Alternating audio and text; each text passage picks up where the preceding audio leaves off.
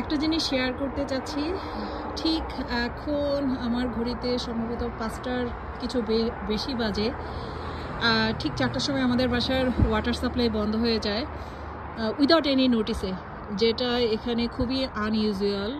কানাডার এনভায়রনমেন্টের বা সার্কামস্টেন্সেস কথা যদি আমি বলি, তো ওরা একটা নোটিশ দিয়ে যায় 4টার ঠিক কিছু আগে, এবং ঠিক 4টার সময় পানিটা বন্ধ হয়ে যায়।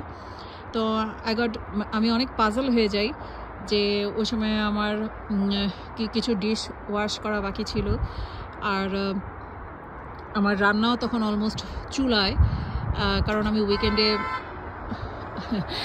উইকেন্ডে মানে উইকডেজের জন্য রান্নাগুলো কমপ্লিট করে রাখি।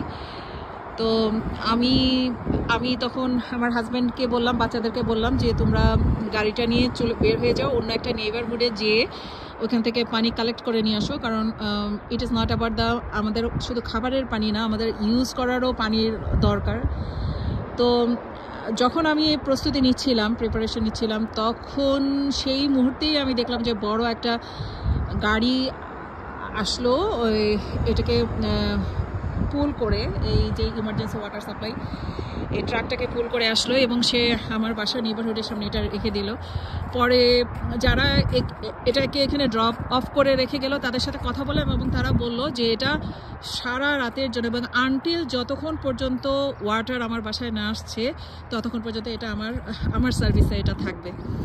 সো আমি যখন চিন্তা করছিলাম যে আমাকে অন্য নেইবারহুডে যেতে হবে, পরিশ্রম করতে হবে, কষ্ট করতে হবে, ঠিক সেই মুহূর্তের আগেই ওরা আমাকে এই সার্ভিসটা দিয়ে গেল। সো এখানেই হচ্ছে ডিফারেন্স, যে বাংলাদেশের মানুষ কেন বাংলাদেশ ত্যাগ করতে চায়।